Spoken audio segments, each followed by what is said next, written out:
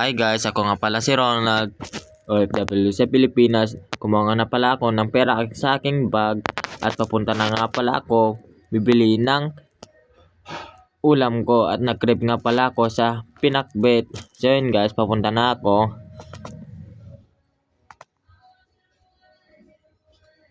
So yun guys, napansin ko apakalamig pala sa Pinas.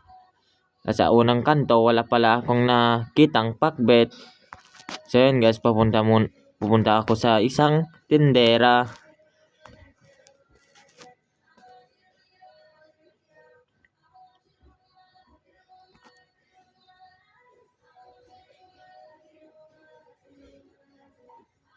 So yun guys, nagselfie muna ako. Pogi ko pala. So yun guys, nakarating nga pala ako sa aking pinuntahan. Ito na nga pala yung pakbet. At meron nga pala akong nakita at tinatanong ko pala kung ano ang magkano pala yung ulam.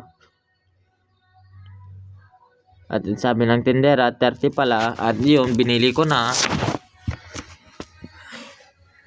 So yun guys, meron palang nagtitinda ng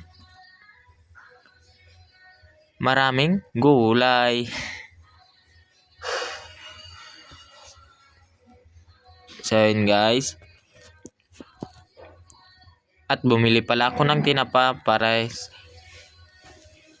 paghalo sa pinakbet. At ngayon guys, umuwi na ako guys. So yun guys, naglalakad pala ako sa gilid ng kalsada. So yun guys, ito na yung aking binili. So pauwi na ako. At so yun guys, nakauwi na. Hinugasan ko na yung pinakbet para iluto na lang ito.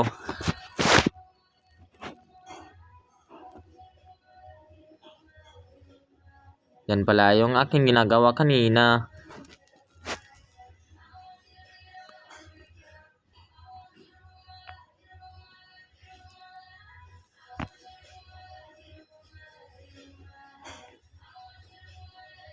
So yun guys, nilagyan ko pala ng bagoong para may pangpalasa at nilagyan ko pala ng asin at saka magic sarap at ingredients.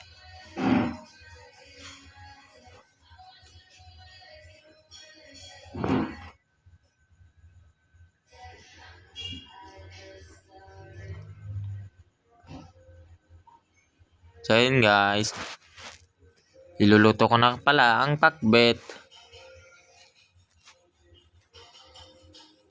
At kumuha na pala ako ng tubig at ilalagay ko sa pinakbet para ito pala ang tinapat. Ilalagay ko na at iminoriyak ito.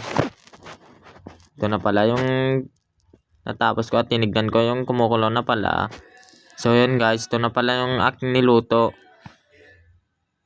At tinignan ko pala yung kanin kong luto na. Ito na pala yung kanina.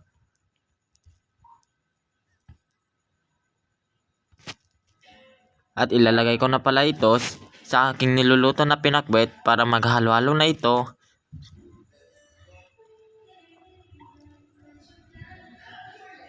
So yun guys, hinugasan ko pala. Thank you for watching.